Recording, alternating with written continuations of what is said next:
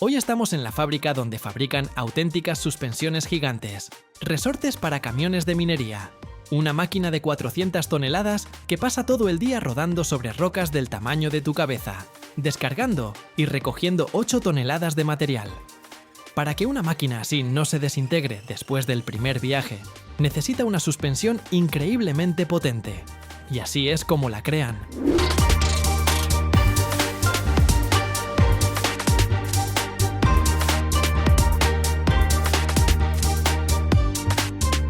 Estoy aquí frente a una barra de acero de 75 milímetros de grosor, casi tan gruesa como mi muñeca.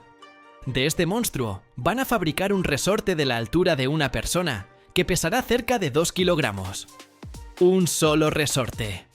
Y un camión de volteo como este necesita de 4 a 8 de estos. Vamos a ver cómo se hacen. Todo comienza con la selección del material. Aquí no sirve el acero común de ferretería. Se necesita un acero especial para resortes que contiene cromo, silicio y vanadio. Estos elementos hacen que el metal sea súper resistente y elástico al mismo tiempo. Las marcas más populares son la 5160 y la 9254. Suena como un código secreto, pero en realidad es simplemente la composición química del acero, donde cada número indica el porcentaje de los diferentes elementos.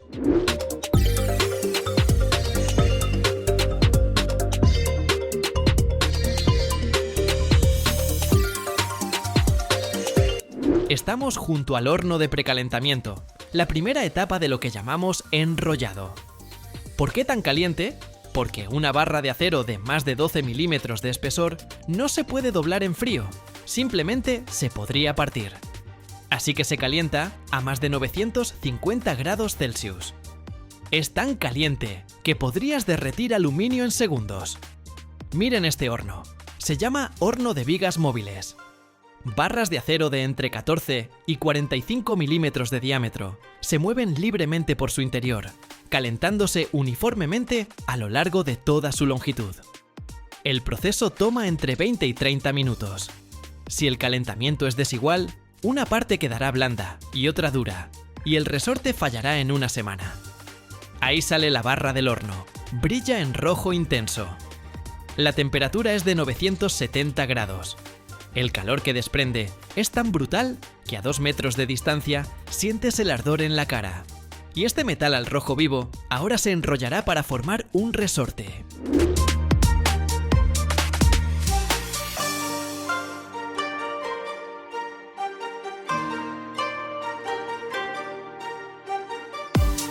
Frente a nosotros hay una máquina gigantesca, una bobinadoras automática con control numérico computarizado. Este aparato cuesta 1 millón de euros y puede enrollar resortes de hasta 80 milímetros de diámetro y 2 metros de largo. Funciona así. Una barra al rojo vivo avanza a través de un sistema de rodillos que la guían hacia el dispositivo de enrollado. Allí, 2 grandes rodillos, uno vertical y otro horizontal, presionan el metal con decenas de toneladas de fuerza, obligándolo a curvarse alrededor de una varilla central llamada mandril. Una barra de 7 centímetros y medio de grosor se dobla como si fuera plastilina, enrollando vuelta tras vuelta. En 5 minutos, la máquina fabrica un resorte de 10 a 20 vueltas con una altura de 1,80 m. La velocidad de enrollado es de aproximadamente 5 vueltas por minuto para barras tan gruesas. Pero lo más impresionante es la precisión. Cada vuelta debe ser perfectamente uniforme, la distancia entre ellas calculada al milímetro. Una desviación de más de 2 milímetros y el resorte no soporta la carga.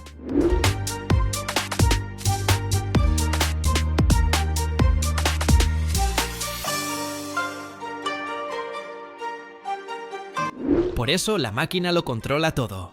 La temperatura del metal, la velocidad de alimentación, la fuerza de presión de los rodillos.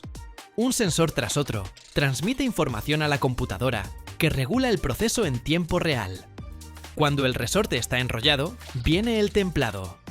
El resorte al rojo vivo se sumerge instantáneamente en una enorme tina de aceite. Esto se llama temple en aceite. El aceite está a unos 60 grados máximo y el resorte a casi 1000. Cuando se encuentran, ¡fum! Una nube de vapor, siseos como de docenas de serpientes. La temperatura baja a 200 o 300 grados en cuestión de segundos. ¿Qué pasa dentro del metal? El enfriamiento rápido cambia la estructura cristalina del acero, transformándola en martensita, una forma súper dura. Es como congelar agua. Se vuelve sólida, pero en el metal, el proceso es mucho más complejo. El acero templado se vuelve tan duro que puede rayar vidrio.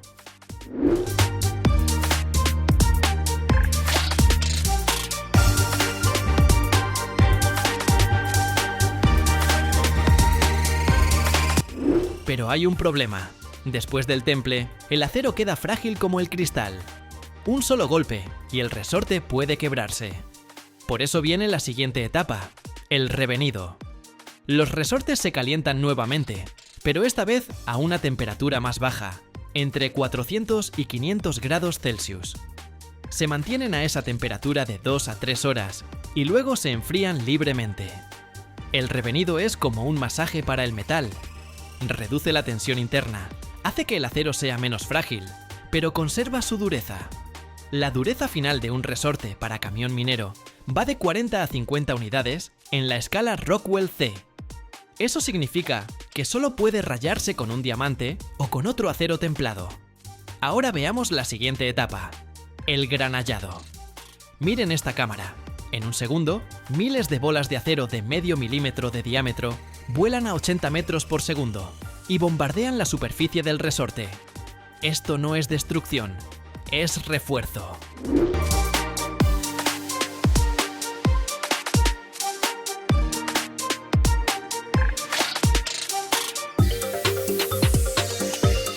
Una bola de acero golpea la superficie, creando una hendidura microscópica. El metal alrededor se comprime, formando una zona de mayor resistencia.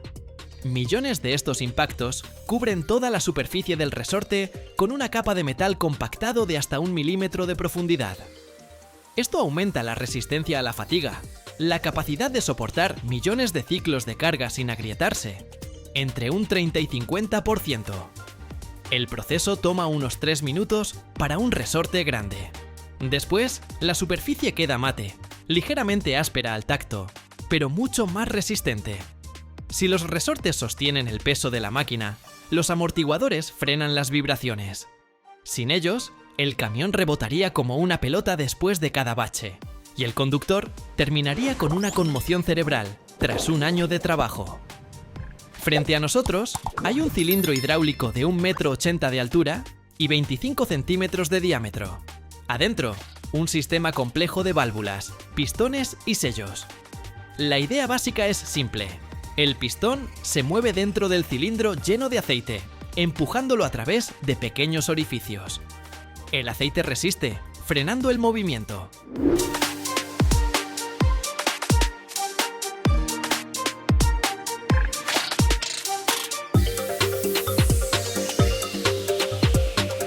Pero los detalles son donde está la magia.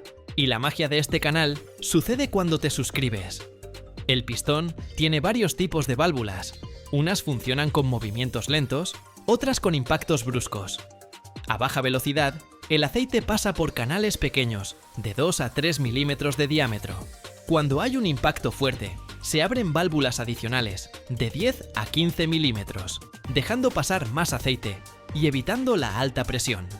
Además, dentro hay una cámara de gas llena de nitrógeno, a una presión de 20 a 30 bares. Esto previene la cavitación, la formación de burbujas en el aceite que puede destruir el amortiguador. El nitrógeno se comprime, compensando el volumen que ocupa el vástago del pistón al moverse. El vástago está hecho de acero cromado con un diámetro de 6 centímetros. No es decorativo. El cromado crea una superficie ultra resistente que soporta millones de ciclos sin desgaste. El grosor del recubrimiento de cromo es de solo 0,2 milímetros, pero esto multiplica la vida útil por 10.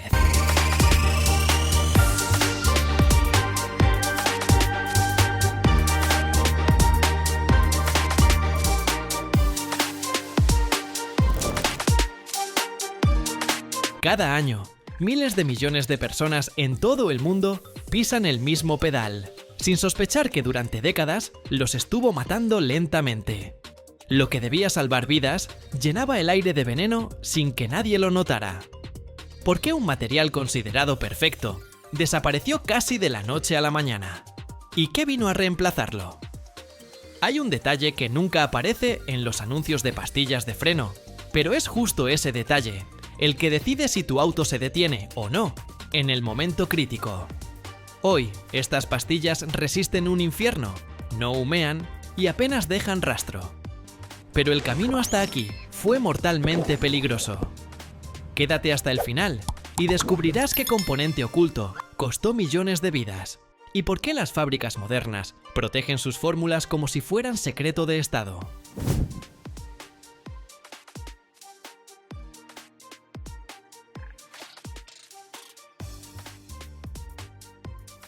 En los años 20, todas las pastillas contenían asbesto, fibras que resistían hasta 800 grados centígrados y no se desgastaban. Pero cada pisada del pedal liberaba al aire micrones de veneno que se alojaban en los pulmones de conductores y transeúntes. Para los 90, el asbesto había matado a millones. Cáncer de pulmón, mesotelioma. Europa fue la primera en prohibirlo en 1998. Los fabricantes se lanzaron a buscar un reemplazo. Mezclas orgánicas de caucho, vidrio y fibras metálicas. Las primeras pastillas sin asbesto frenaban peor. Se sobrecalentaban a los 400 grados y soltaban el disco. Pero era el comienzo. Hoy, lo mejor son los compuestos cerámicos. Base: cerámica de nitruro de silicio y carburo de silicio, mezclada con fibras de cobre para disipar el calor.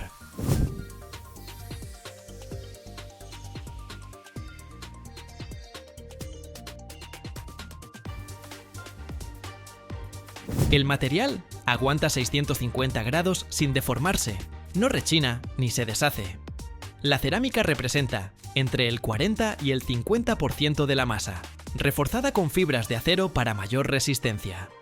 A 500 grados, las pastillas comunes humean, las cerámicas están frías como el hielo. En esta gran nave nace lo que puede salvarte la vida en la carretera.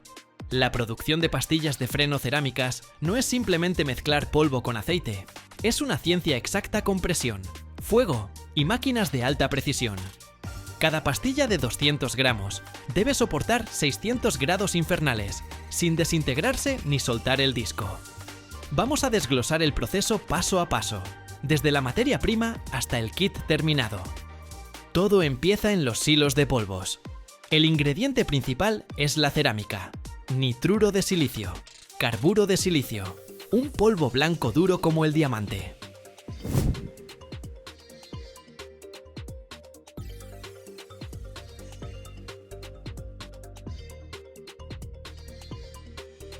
Agregan fibra de cobre para disipar el calor, hilos finos del grosor de un cabello, grafito para un agarre suave, vidrio reforzado para resistencia, sulfato de bario para estabilidad a altas temperaturas. Cada receta es un secreto de la fábrica, como la fórmula de Coca-Cola. En mezcladoras gigantes de 2000 litros, vierten los polvos en proporciones exactas. Añaden lubricante líquido a base de cera, 5 o 7% del peso total. La mezcladora gira durante 30 minutos a 50 revoluciones por minuto, transformando el polvo seco en una masa húmeda uniforme, como si fuera masa de pan. Mantienen la temperatura a 40 grados para que el lubricante no se solidifique. El resultado, una masa cruda de 500 kilos, lista para moldearse. La masa pasa a la prensa rotativa, una máquina con 20 toneladas de fuerza.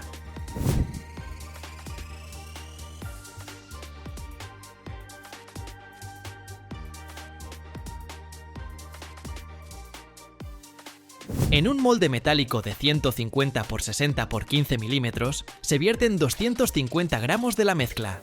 La placa superior baja con una presión de 2000 kilogramos por centímetro cuadrado. Es como poner un tanque sobre tu mano. En 10 segundos, la masa se comprime en una pieza verde monolítica de 18 milímetros de espesor. La presión expulsa todo el aire, creando una densidad de 2,8 gramos por centímetro cúbico. La prensa trabaja en ciclos, 60 piezas por hora. Cada una sale perfectamente lisa, con una superficie de fricción en ángulo de 5 grados para mejor contacto con el disco. La pieza todavía es frágil, como queso, pero ya tiene la forma de la pastilla final. La etapa más importante, la sinterización. Las piezas verdes se colocan en bandejas de acero, 50 por bandeja, y se empujan hacia un horno tipo túnel de 30 metros de largo.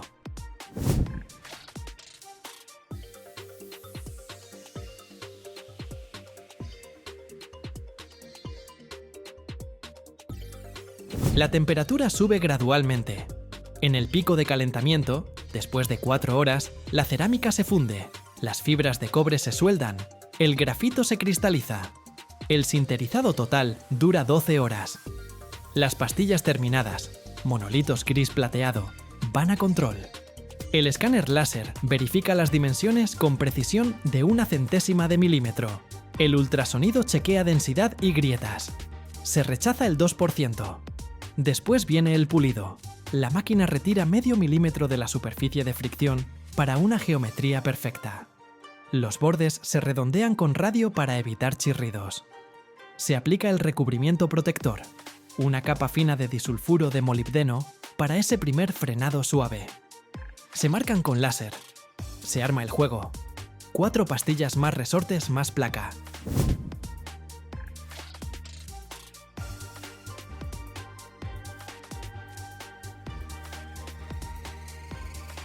La prueba final es el banco de simulación. La pastilla se presiona contra un disco que gira a 2000 revoluciones por minuto durante 200 ciclos, aceleración y frenado brusco hasta 6000 grados. Se verifica el desgaste, los chirridos y el polvo. Las cerámicas pasan sin humo, las metálicas chirrían. Una pastilla terminada se desgasta después de 50.000 kilómetros, y esto es desgaste normal. Con conducción agresiva, se desgasta en 30.000 kilómetros. El mercado estadounidense opera con 131 empresas, cuyo número ha disminuido un 0,6% en los últimos años debido a la automatización. La producción está vinculada a la industria automotriz. El aumento en las ventas de automóviles estimula la demanda, especialmente para el reemplazo de pastillas en camiones y vehículos de pasajeros. Tendencias clave: transición hacia materiales ecológicos sin cobre.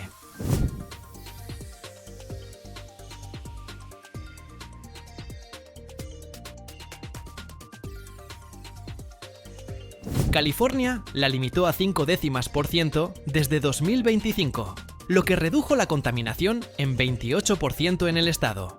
Las importaciones son importantes, pero los aranceles impactan la producción local. Los líderes son el sur de Estados Unidos, específicamente Texas, Alabama, Tennessee, con plantas de Ford y GM. El mercado europeo de pastillas de freno muestra un crecimiento estable con una tasa promedio anual de 4,7% en el periodo hasta 2028. En Alemania, líder del mercado, el volumen alcanzará casi 320 millones de dólares para 2028. Francia crece al 5,5% anual. Reino Unido al 3,8%. Las pastillas metálicas siguen siendo populares y ocupan el 25% del mercado de la Unión Europea porque son baratas para camiones y Porsche.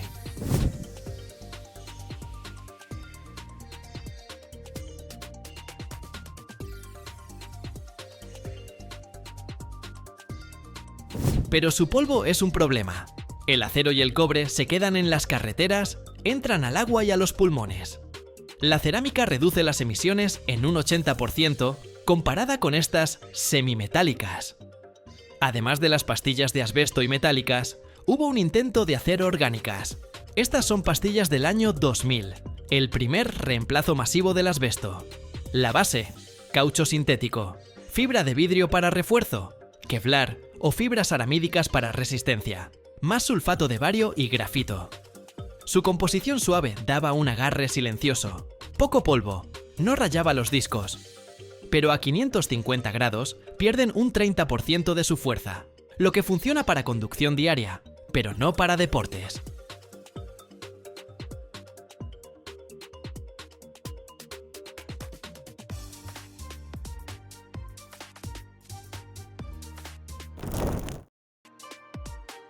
Existe un metal que no se oxida, no envejece y no desaparece.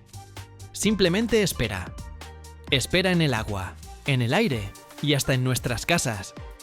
Y si te dijera que este metal, durante siglos, ayudó a la gente a extraer oro, curar dientes y medir la temperatura, pero al mismo tiempo los volvía locos y mataba ciudades enteras. El mercurio, la plata líquida, que parece casi mágico, pero esconde uno de los secretos más peligrosos de la química. No se puede destruir, solo se puede ocultar. Y si ves este video hasta el final, descubrirás dónde la humanidad esconde hoy el mercurio para siempre. Y por qué un solo error podría traerlo de vuelta a nuestras vidas.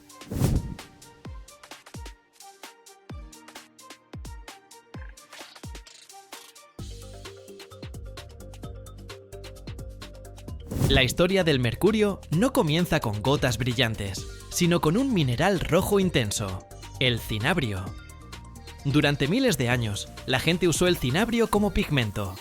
Los antiguos chinos y romanos fabricaban con él la pintura vermellón, que usaban para decorar templos y estatuas. Sin embargo, la extracción del cinabrio siempre estuvo acompañada de tragedias. Los trabajadores de las minas sufrían temblores inexplicables, delirios y muerte prematura. El proceso para obtener mercurio puro del cinabrio es bastante simple. Se tritura el mineral y se calienta en hornos especiales. A una temperatura de 357 grados Celsius, el mercurio se evapora y luego se condensa en forma de pesadas gotas plateadas. Esta simplicidad en su obtención convirtió al mercurio en una materia prima accesible, pero extremadamente peligrosa.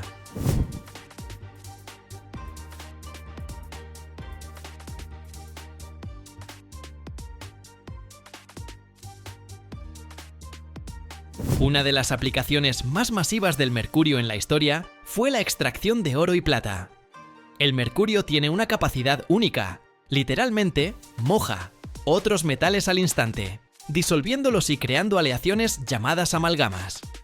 Durante las fiebres del oro, los buscadores mezclaban mineral triturado con mercurio. El mercurio, como un imán, extraía las partículas más pequeñas de oro de la roca, formando una pasta espesa. Para obtener oro puro, simplemente calentaban la amalgama a fuego abierto. El mercurio se evaporaba directo al aire que la gente respiraba, y en el fondo quedaba oro puro.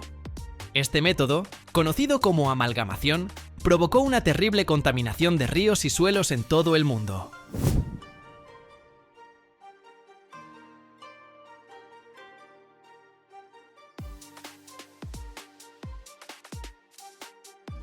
Incluso hoy, en las selvas del Amazonas, los buscadores de oro ilegales usan toneladas de mercurio, envenenando ecosistemas durante décadas. Durante mucho tiempo, el mercurio fue considerado insustituible en la ciencia y la vida diaria. En los termómetros, el mercurio se expande uniformemente al calentarse, lo que lo convertía en el elemento perfecto para mediciones precisas. Los interruptores de mercurio funcionaban sin fallas durante décadas, porque el mercurio líquido conduce la electricidad perfectamente y no se desgasta. Las amalgamas dentales, hechas de una mezcla de plata y mercurio, fueron el estándar en odontología durante más de 100 años, gracias a su increíble resistencia. Pero también había un lado oscuro. En el siglo XIX, el mercurio se usaba para tratar pieles en la fabricación de sombreros de fieltro. Los artesanos inhalaban constantemente vapores de mercurio que afectaban su sistema nervioso. De ahí viene la expresión «loco como un sombrerero», inmortalizada por Lewis Carroll en Alicia en el País de las Maravillas. Los síntomas del envenenamiento, confusión mental, pérdida de memoria y temblores, se convirtieron en la enfermedad profesional de industrias enteras.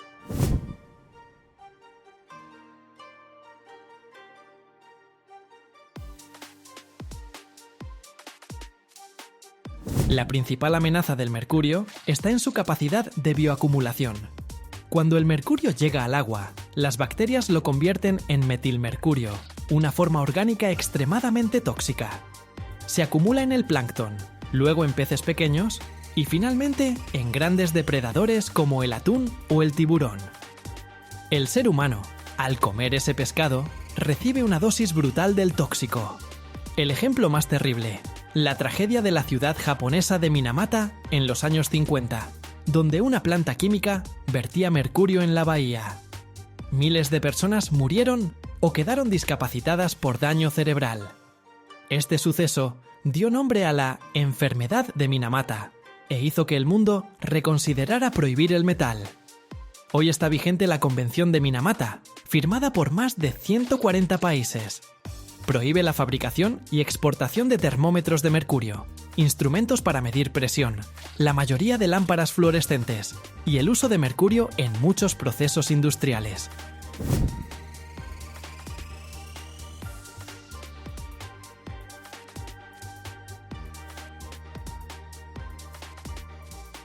Si se te rompe un termómetro de mercurio en casa, es un pequeño desastre ecológico dentro de tu habitación. El mercurio se dispersa en miles de bolitas diminutas que ruedan bajo los zócalos y se entierran en las alfombras. A 20 grados de temperatura, empiezan a evaporarse activamente. Una sola bolita de mercurio puede contaminar el aire de un espacio cerrado durante meses. El vapor de mercurio no tiene olor ni sabor, lo que lo convierte en un asesino invisible. Como el mercurio no se puede simplemente quemar o disolver por completo, porque es un elemento químico que no se destruye, la única salida es su extracción total y confinamiento. Todo empieza en plantas especializadas, donde llegan millones de lámparas fluorescentes usadas, viejos equipos médicos y sensores industriales.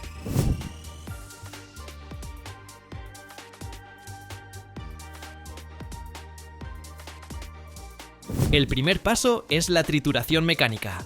Por ejemplo, las lámparas entran en una trituradora hermética que convierte el vidrio, las bases de aluminio y el recubrimiento de mercurio en fragmentos pequeños. Esta mezcla parece basura común, pero es increíblemente tóxica.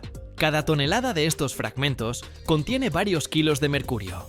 Por cierto, el mercurio es increíblemente pesado. Una botella de 1 litro de mercurio pesa más de 13 kilos. Si intentaras levantar un balde de mercurio, sentirías un peso de 136 kilos, como 2 hombres adultos. Luego comienza el proceso principal, la desorción térmica al vacío. Esta mezcla se carga en enormes reactores de acero tipo horno. Lo clave aquí es precisamente el vacío. Cuando extraemos el aire, la temperatura de ebullición del mercurio disminuye. Los hornos calientan la mezcla entre 300 y 400 grados. En esas condiciones, el mercurio empieza a evaporarse intensamente, separándose de los restos de vidrio y metal. El sistema de vacío extrae estos vapores tóxicos, sin darles ninguna chance de filtrarse hacia afuera, al aire del taller.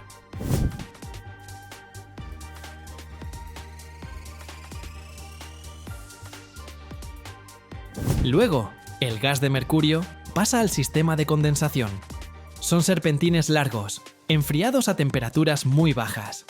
En cuanto el vapor caliente toca las paredes frías, vuelve a convertirse en metal líquido.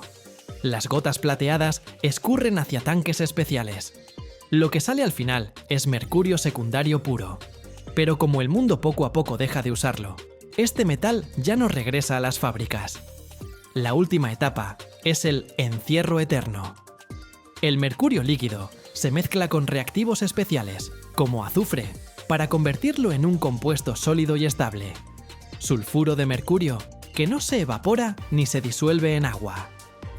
Esta sustancia se sella en contenedores de acero de paredes gruesas, recubiertos por fuera con una capa anticorrosiva.